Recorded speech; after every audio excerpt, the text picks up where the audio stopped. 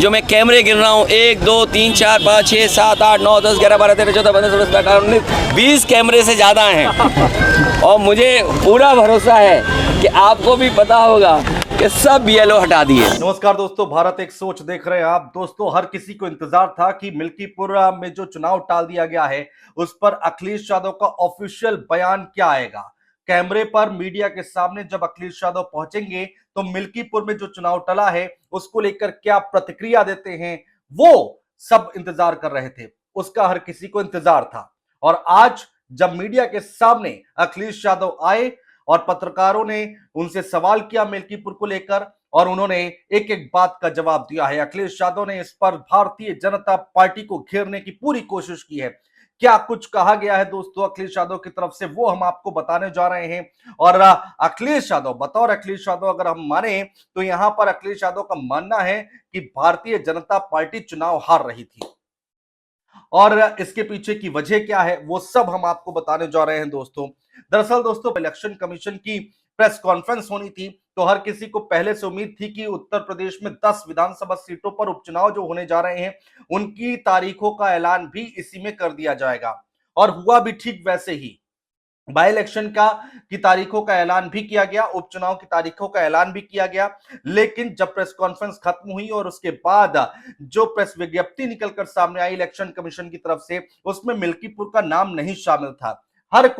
हर कोई चाहे नेता हो या फिर पत्रकार, मीडिया कर्मी हो, हर कोई चौंक गया कि आखिर मिल्कीपुर में चुनाव क्यों टाला गया है।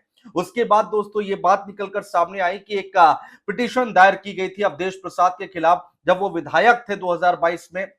वो मामला कोर्ट में चल रहा है, पेंडिंग है। इस वजह से इलेक्शन कमीशन ने वहां पर इलेक्शन कराने से मना कर दिया, फिलहाल टाल दिया। इसको कहेंगे कि टाल दिया इलेक्शन, वहां पर उसकी तारीखों की घोषणा नहीं की गई। जिसके बाद से तमाम सवाल उठने लगे दोस्तों। उस समय हमने भी ये सवाल उठाए थे कि आखिर इसके पीछे की वजह क्या है और इसके पीछे की सोच क्या है।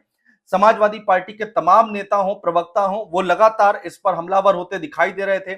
लेकिन इन सब के बीच में हर किसी को इंतजार था कि अखिलेश यादव की तरफ से इस पर क्या कुछ बयान निकलकर सामने आता है, जो कि अब हमारे सामने आ चुका है। दरअसल दोस्तों, आज महर्षि वाल्मीकि जी की जयंती है और लखनऊ में उनकी प्रतिमा पर माल्यार्पण और उनको नमन करने के लिए अखिलेश यादव उनकी प्रतिमा पर पहुंचे हुए थे। वहीं पर मीडिया का जमावड़ा लगा हुआ था और जैसे ही अखिलेश यादव माल्यार्पण करके नीचे उतरे वैसे ही उनसे ये सवाल कर लिया गया। अखिलेश यादव ने क्या कहा दोस्तों, वो हम आपको बताने जा रहे हैं। उन्होंने कहा कि कहा कि मिल्कीपुर का उपचुनाव उनके अपने सर्वे में बीजेपी के लोग हार रहे थे। जी हाँ, जो इंटरनल सर्वे हुआ है भारतीय जनता पार्टी का, उनका खुद का सर्वे हुआ है, उसमें मिल्कीपुर का चुनाव वो हार रहे थे।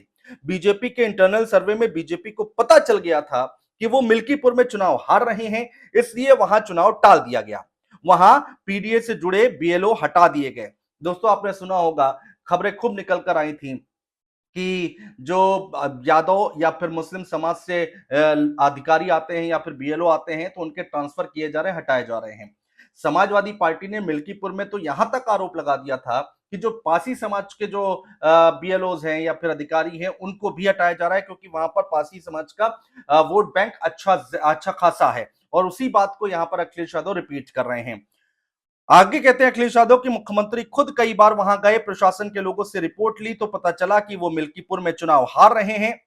अब अपनी बदनामी बचाने के लिए कोर्ट और इलेक्शन कमीशन का चक्कर लगा रहे हैं जिससे वहां चुनाव हो जाए। अगर 2 दिनों में वहां काम नहीं कर पाए तो वहां चुनाव नहीं हो पाएगा।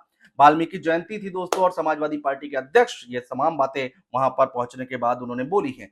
जरा सुनिए। मैं उनको, जहाँ वाल्मीकि समाज के लोग जो यहाँ हमारे उपस्थित हैं, जुगल किशोर वाल्मीकि हमारे साथ हैं, जितना समाजवादियों ने काम किया हम आपको भरोसा दिलाते हैं। जिस तरीके से सम्मान में हम नेताजी ने, समाजवादी पार्टी ने वाल्मीकि जयंती के दिन छुट्टी की थी, इसके साथ साथ वाल्मीकि समाज के जो तमाम उनकी सामाजिक और नौकरी और रोजगार को लेकर के जो समस्याएं समय समय पे वाल्मीकि समाज के लोग जब मिलते हैं हैं तो उन्हें जो सुविधाएं मिलनी चाहिए, जो सम्मान उन्हें मिलने चाहिए, वो नई सरकार में मिल पा रहा है। हम अपने वाल्मीकि समाज के लोगों को कहना चाहते हैं, समाजवादी लोग जब सरकार में आएंगे उनके रोजगार का सम्मान, उनको सम्मान देने का काम हम लोग करेंगे। यहाँ तक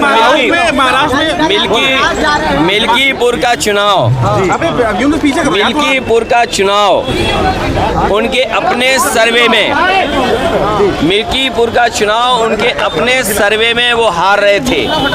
बीजेपी और उनके साथियों का जो इंटरनल सर्वे होता है उसमें वो हार रहे थे, इसीलिए उन्होंने पहले बीएलओ बदले, जिसमें कि पिछड़े पीडीए परिवार के सब बीएलओ हटा दिए गए,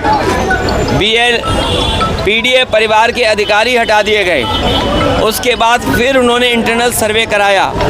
मुख्यमंत्री जी कई बार गए, प्रशासन के लोगों को बुला करके राय मशवरा किया, इंटेलिजेंस से रिपोर्ट ली।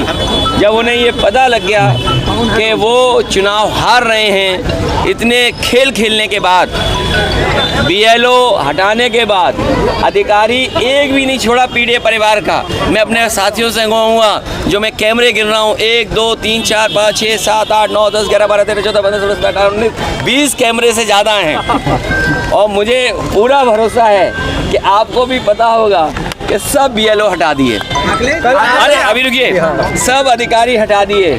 और उसके बाद कई बार मुख्यमंत्री जी गए, तो उसके बाद उन्हें इंटरनल सर्वे में वो हार रहे थे, हार चुके थे, इसीलिए उन्होंने चुनाव टाला।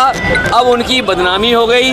जो जंग में नहीं आ पा रहे वो जंग से बाहर पहले ही हो गए, तो अब अपनी बदनामी बचाने के लिए कोर्ट का चक्कर लगा रहे हैं और इलेक्शन कमीशन का चक्कर लगा रहे हैं, जिससे कि चुनाव वहाँ हो जाए। अगर 2 दिन के अंदर ये लोग नहीं कर पाए तो चुनाव नहीं होगा। तो सुना दोस्तों आपने, बहुत ही ज्यादा फायर होते दिखाई दे रहे हैं अखिलेश यादव और कह रहे हैं कि यहाँ पर भारतीय जनता पार्टी चुनाव हार रही थी। उनका इंटरनल सर्वे खुद बता रहा है कि बीजेपी मिल्कीपुर में चुनाव हार रही थी, इस वजह से इस चुनाव को टाला गया है और अब अपनी बदनामी छुपाने के लिए चुनाव आयोग के चक्कर लगा रहे हैं। और 2 दिन में अगर ये यहाँ पर काम नहीं हो पाया तो चुनाव टल जाएगा। और भारतीय जनता पार्टी यहाँ पर चुनाव हार रही थी, जाहिर सी बात है अपना दावा मजबूत कर रहे थे अखिलेश यादव की। यहाँ पर इससे पता चलता है कि समाजवादी पार्टी यहाँ पर जीत रही थी। बीएलओ को जो हटाया गया उसको लेकर भी यहाँ पर निशाना साधा है उपचुनाव को लेकर अखिलेश यादव ने। दोस्तों जिस समय ये खबर निकलकर सामने आई थी मिल्कीपुर में चुनाव टालने वाली, उस वक्त भी हम लोग एक डिबेट कर रहे थे और लाइव थे, और उस समय भी वरिष्ठ पत्रकार सुशील दुबे ने इस बात को जोर शोर से उठाया था, इस मुद्दे को जोर शोर से उठाया था और कई सारे सवाल निकलकर सामने आए थे। वो छोटा सा अंश भी सुनिए। सबसे हॉट सीटों में से एक है ये मिल्कीपुर सीट, केवल यहाँ पर चुनाव ना कराना, ये राजनीतिक दल जितने विपक्षी दल हैं वो इस पर अभावी होते दिखाई देंगे। अरे मैसेज हो गया। देखिए अब ये कोर्ट में है, ये अलग बात है, लेकिन जो परसेप्शन बनता है वो विपक्षी दलों के लिए परसेप्शन बनने के लिए अपना हो गया, अपने अपने तरीके से। सबके पास वकील है, सबके पास लॉजिक है, सबके पास तरीके हैं, सबके पास बातें हैं। तो कहीं ना कहीं मिल्कीपुर को इन्होंने, जो भी रीजन है, अब जो रीजन सामने आया वही रीजन माना जाएगा, लेकिन कहीं ना कहीं ये परसेप्शन बन गया है। और सत्ता पक्ष के लिए मिल्कीपुर का चुनाव ना होना ये कहीं ना कहीं उनके लिए थोड़ा सा घाटे का सौदा होगा। बाकी मुझे लगता है कि मिल्कीपुर क्या, बाकी और चुनाव जो है वो खाली मिल्कीपुर के दम पे ही थोड़ी से, सबके अपने अपने आंकड़े हैं, अपने अपने तरीके, अपने अपने परसेप्शन है। खैरपुर का अलग है, कटहरी का अलग है, आपका शीशामऊ का अलग है, आपका, तो इसमें अलग अलग है ना। इसमें खाली मिल्कीपुर, लेकिन मिल्कीपुर की अयोध्या है, तो अयोध्या से संबंधित अगर मामला है तो हमें लगता है ये कहीं ना कहीं ये प्लस पॉइंट है विपक्ष के इंडिया गठबंधन के लिए। तो सुना दोस्तों आपने वरिष्ठ पत्रकार सुशील दुबे की बात, और केवल वरिष्ठ पत्रकार या फिर जो राजनीतिक पंडित हैं वही इस बात को चर्चा नहीं कर रहे थे, बल्कि तमाम समाजवादी पार्टी के नेता हों, प्रवक्ता हों, वो भी सवाल उठा रहे थे। बहरहाल देखना बहुत दिलचस्प होगा कि मिल्कीपुर में चुनाव अब होता है या फिर टाल दिया जाता है, या फिर होता है तो कब तक उसका नोटिफिकेशन चुनाव आयोग की तरफ से जारी किया जाएगा। हालांकि इसमें यह बात निकलकर सामने आई है कि जो पिटीशन दायर की गई थी उस पिटीशन को अब कोर्ट में वापस ले लिया गया है, कोर्ट से वापस ले लिया गया है। तो ऐसे में कोई केस अब पेंडिंग नहीं बचता है। लोग सवाल ये भी उठा रहे थे कि जब विधायक थे अवधेश प्रसाद, उनकी विधायकी को लेकर ये पिटीशन दायर की गई थी और अब जब उन्होंने इस्तीफा दे दिया है तो इस पिटीशन का क्या मतलब रह जाता है। यहां पर दोबारा से चुनाव हो रहे हैं। बहरहाल देखना बहुत दिलचस्प होगा कि आगे की राजनीति क्या कुछ कहती है उत्तर प्रदेश की। बहुत शुक्रिया।